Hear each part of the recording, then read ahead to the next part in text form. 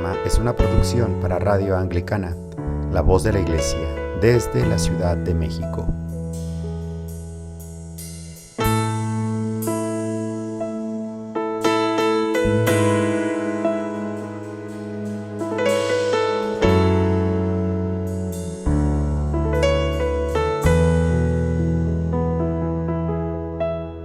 Entra, la puerta está abierta, quiero que conmigo vengas a cenar. Entra, la puerta está abierta, aunque no soy digno, te quiero escuchar. Entra Cristo Jesús en mi corazón, quiero que inundes todo con tu presencia, quiero sentir el amor que nunca tuve, porque no quiero ser igual cuando amanezca.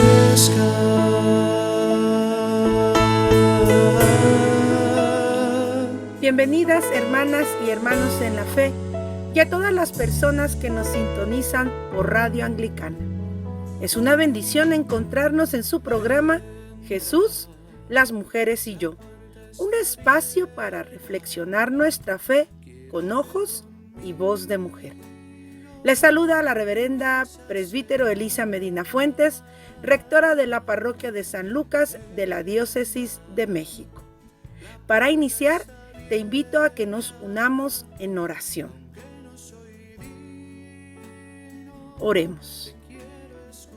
Dios de toda vida y de paz, que en tu Hijo Jesús nos revelaste el misterio de tu amor, nos acercamos a ti para que por tu Espíritu Santo ilumines nuestra mente, avives nuestra fe y des fortaleza a nuestra voluntad para poner por obra lo que enseñes a nuestra vida. Amén. Para iniciar nuestro programa Jesús, las mujeres y yo, quiero usar una ilustración muy sencilla. Quiero que piensen que tenemos una invitación para ir al mar y nos dan la oportunidad de escoger el lugar donde nos vamos a acercar a ver y a disfrutar el mar. Así que nos podemos preguntar, ¿qué lugar voy a elegir para observar la belleza del mar? Podemos tener diferentes posibilidades, diferentes lugares de acercamiento. Pueden ser, por ejemplo, desde la tierra, es decir, nuestros pies en la playa, observando desde ese lugar la inmensidad del mar. Podemos alejarnos un poco y desde ahí también ver el mar.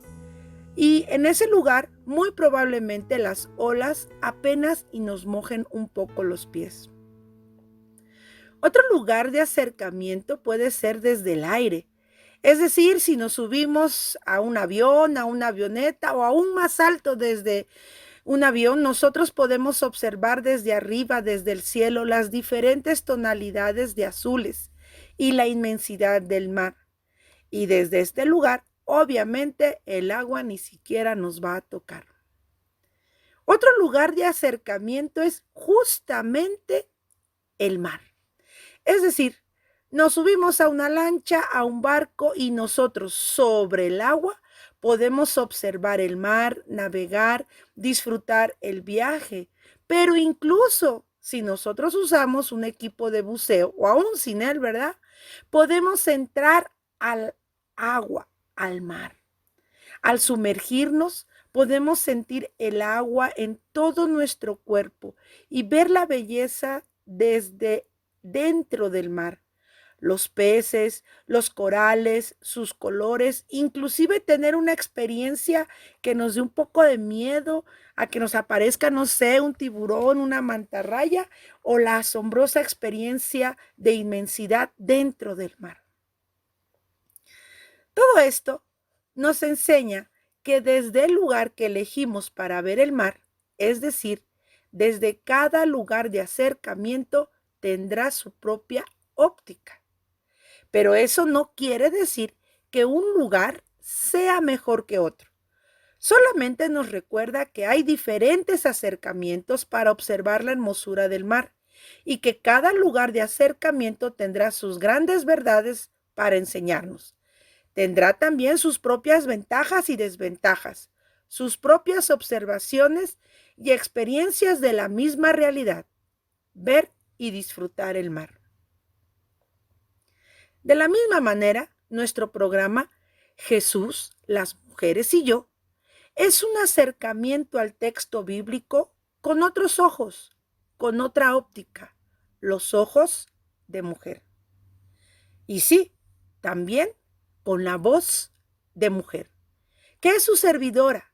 Es decir, que el recorrido que yo voy a presentar por diferentes textos bíblicos es mi opinión, resultado sí de los estudios en Biblia y teología que he hecho desde la experiencia de mi labor pastoral que ejerzo en mi diócesis y en mi parroquia, pero también y sobre todo, lo debo decir, de mi experiencia de encuentro con Jesús desde mi niñez y desde mi ser mujer.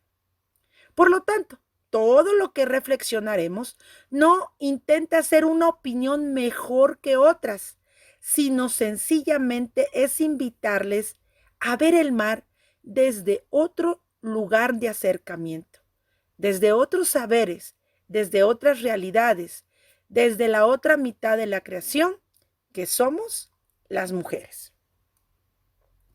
Dicho lo anterior, toca explicar cuál es entonces el lugar de acercamiento en nuestro programa Jesús, las mujeres y yo. El mismo nombre del programa nos muestra ya este lugar de acercamiento. La primera palabra, nuestro primer signo, es Jesús, porque nuestro énfasis en nuestro programa será cristocéntrico. Jesús, palabra encarnada de Dios para la humanidad, viene a nosotros para que por medio de su Hijo Jesús podamos conocer a Dios, por lo que en la vida, la palabra y las obras de Jesús, es decir, en el misterio pascual, encontramos la clave de interpretación que será la luz que nos guíe en este recorrido por los textos bíblicos. La segunda palabra, el segundo signo, es mujeres. Este signo tiene dos énfasis. El primero, porque dentro de nuestro programa vamos a retomar aquellos textos de la Biblia donde se mencionan a las mujeres. Especialmente en esta primera temporada del programa, nuestro ejercicio de reflexión estará basado en los encuentros de estas mujeres con Jesús. Y el segundo énfasis del signo de mujeres es que lo vamos a ver en nuestros contextos desde cómo nosotras las mujeres vivimos y experimentamos nuestra fe en nuestra iglesia y en nuestras realidades concretas. La tercera palabra, el tercer signo es yo. Este yo implica que estamos incluidas mujeres, pero también hombres. Este yo se abre a la totalidad de las personas que buscan un conocimiento fresco de Dios, que buscan renovar su comunión con Dios, no importa su edad. Puede ser una niña, un niño, un adolescente, un joven, una señorita, una mujer, un hombre, una abuela, un abuelo. Todos y todas estamos incluidos en este yo. Pero además, este yo también se abre en un sentido colectivo, puesto que yo soy yo en la medida que puedo encontrarte a ti también. Por lo tanto, hermanos y hermanas, Jesús, las mujeres y yo, es un programa que nos invita a disfrutar los textos bíblicos desde otra perspectiva. Tal vez para algunos nueva, para otros ya conocida, Pero lo que queremos hacer es que juntos y juntas nos acompañemos en este caminar con Jesús. Ese Jesús que se abre para que se encarne en nuestras realidades y así mostrarnos al Padre. Y que en todo momento nos recuerda que está cercano a nosotros. Esta es nuestra introducción al tema. Espero que empiece a causar el interés que buscamos en la programación, pero sobre todo les invito a ubicarnos en otro lugar de acercamiento, a estos textos bíblicos que nos narran los encuentros de Jesús con diferentes mujeres. Nos dicen cómo les habló, qué fue que hizo tan especial este acercamiento para que estas mujeres transformaran su vida y la de su comunidad. ¡Ojo! Y aquí quiero que me escuchen con atención. También tenemos que dejar en claro una cosa. Muchos de estos textos están cargados de la historia del cristianismo, donde han sido usados para estigmatizar roles de las mujeres en la iglesia y en la sociedad, y por lo tanto, lejos de dar vida, se han usado para oprimir a este sector grandísimo de la iglesia que somos las mujeres. Les invito a escuchar la segunda parte de nuestro programa. En nuestra siguiente sección vamos a explicar un poco más este tema sobre cómo los textos bíblicos nos ayudan en el momento de reflexión y análisis a generar vida o una situación de opresión, porque no estamos exentos de esta realidad. Por lo que les invito a que después de nuestra pausa musical nos sigan acompañando para seguir caminando unidos, unidas en este encuentro con Jesús. Vamos a nuestra pausa musical y continuamos. Te quiero escuchar. Entra Cristo Jesús en mi corazón. Quiero que inundes todo con tu presencia. Quiero sentir el amor que nunca tuve, porque no quiero ser.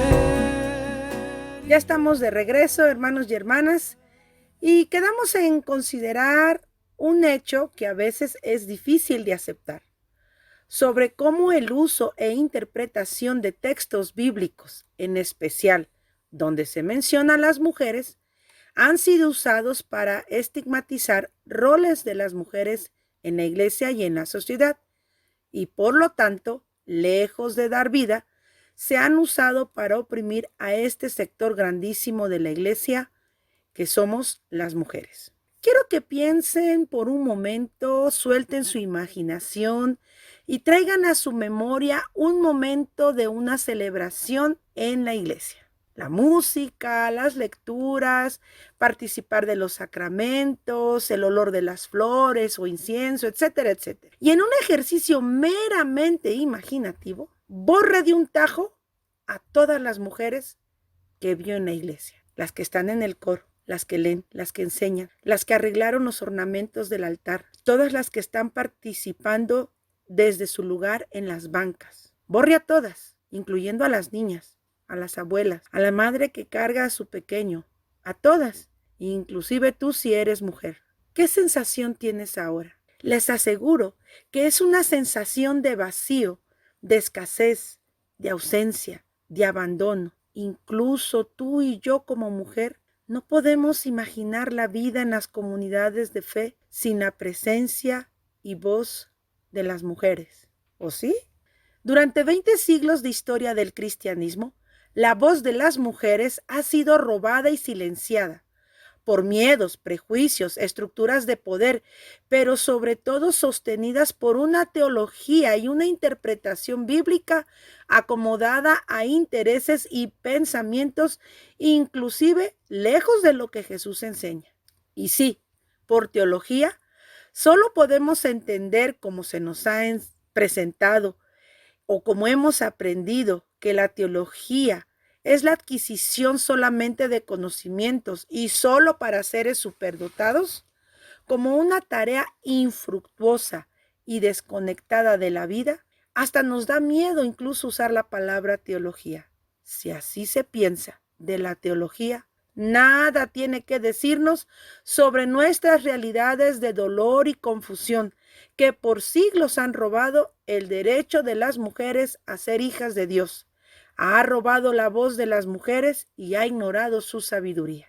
Pero si nos acercamos a la teología como el ejercicio de reflexionar nuestra fe, colocándonos en otros lugares de acercamiento y ante los desafíos y retos que este mundo globalizante nos arroja cada día, la teología toma otro tipo de conciencia, otras esperanzas y otras alternativas, pero no con la simpleza de estereotipos entre hombres y mujeres, unas en contra de los otros, o pensando que una postura es mejor y más válida, sino, parafraseando a la teóloga brasileña Ivonne Guevara, sexo no solo se debe de entender como una diferencia biológica, sino sobre todo como una dimensión cultural, o sea, como una posición de valores y producción de valores culturales donde nos permite relacionarnos como seres humanos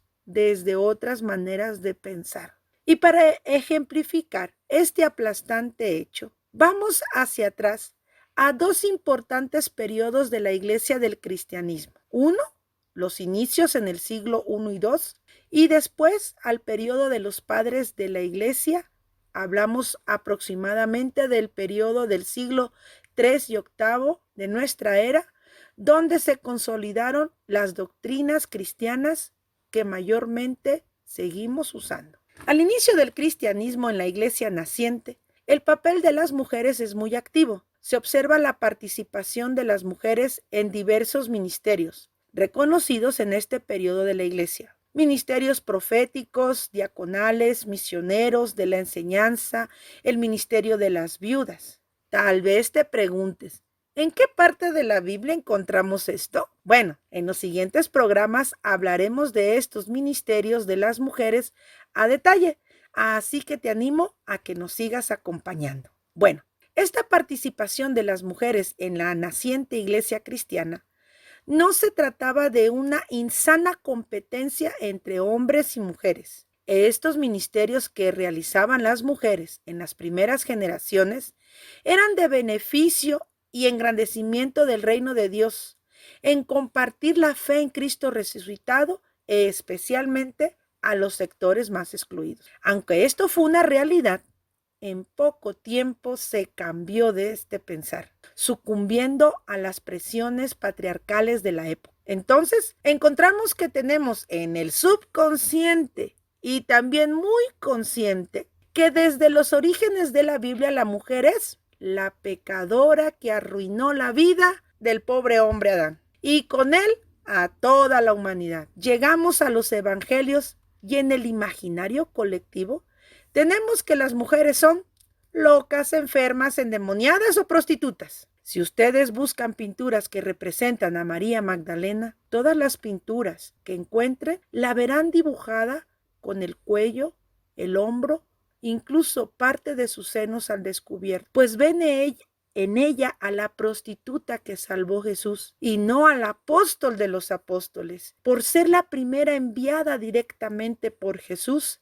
a anunciar que Jesús había resucitado, por poner un ejemplo. Y luego nos llevan al otro lado de la moneda, porque claro, todas las mujeres no podemos ser así de malas.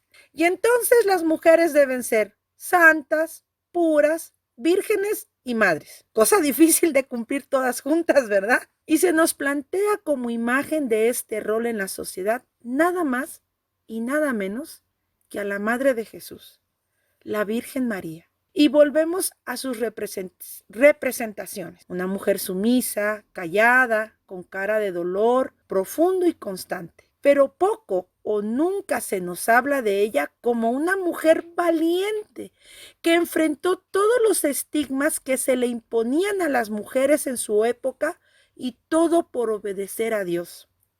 Tampoco se nos dice de su participación con una voz profética bellamente expresada en el Magnificat, donde, como todo profeta, denuncia la injusticia por un lado y por otro anuncia la esperanza de los más necesitados. Así encontramos en los evangelios diferentes maneras de ver a las mujeres, desde una manera liberadora, sin prejuicios, o de una manera aplastante acallando la voz. Pero ¿cómo se trató de silenciar la voz de las mujeres? ¿Dónde inició todo esto? Aquí quiero invitarles entonces a entrar a nuestro segundo periodo conocido como la era de los padres de la Iglesia. En el periodo de los padres de la Iglesia. Este título lo reciben porque sus pensamientos y sus escritos construyeron muchas de las doctrinas que han acompañado al cristianismo incluso hasta el día de hoy. Esta participación activa ministerial de las mujeres fue aplastada por una nueva manera de pensar, de hacer teología, una lectura de tipo androcéntrica que estimuló por siglos el rol de la mujer callada y sumisa. Pondré 3 ejemplos. Para ubicarnos en tiempo, la conversión del emperador Constantino al cristianismo fue tan grande que una de las primeras cuestiones que impactó al cristianismo es que cesaron las persecuciones de las comunidades cristianas. El temor de ser arrestados y asesinados habían acabado. Esta acción trajo como consecuencia principal que grandes hombres de fe se dedicaran al estudio sistemático de las escrituras, de la apología y del desarrollo de una teología oficial. Uno de estos varones, conocido como el gran historiador del cristianismo del siglo IV, fue Eusebio de Cesarea. Respecto a los ministerios de las mujeres en la iglesia, él escribió: no se les permite a las mujeres leer públicamente en las iglesias, ni predicar, porque en los albores del cristianismo el rumor de su enseñanza doctrinal molestó tanto al apóstol San Pablo que las mandó a callar. Esto tomando como referencia el texto de la primera carta de San Pablo a Timoteo, capítulo 2, versículo 11. Otro formador del pensamiento cristiano y considerado un santo fue San Agustín de Hipona. Agustín fue el último sobreviviente de la era de los gigantes de la fe. Este hombre dijo así: es Eva la tentadora, de quien debemos cuidarnos en toda mujer. No alcanzo a ver qué utilidad puede servir la mujer al hombre si se excluye la función de concebir solamente niños. Y por último, podemos encontrar también a Santo Tomás de Aquino, que decía: la mujer necesita al marido no solo para la procreación y la educación de los hijos, sino también como su propio amo y señor, pues el varón es de inteligencia más perfecta, de fuerza más robusta, es decir, más virtuosa. Pero ante todo este pensar, que consolidaron diversas prácticas de exclusión y dominación hasta el día de hoy, la palabra de Dios en las Sagradas Escrituras todavía tiene una fuerza para ayudarnos a transformar esta realidad. Jesús, la verdad de Dios revelada.